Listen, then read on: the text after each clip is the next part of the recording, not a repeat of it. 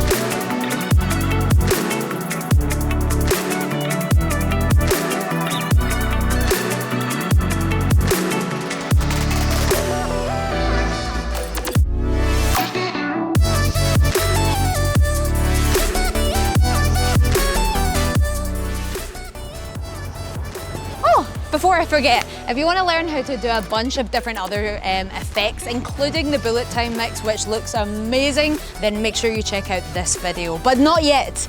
Let's see our final sequence. Let's get to it. Hey. What? Let's go. Where? Somewhere sunny. Ah! Cool.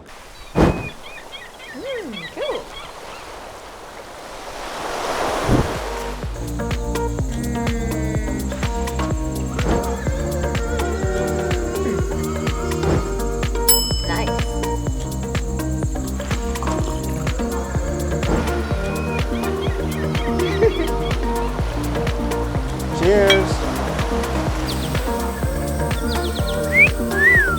Smile.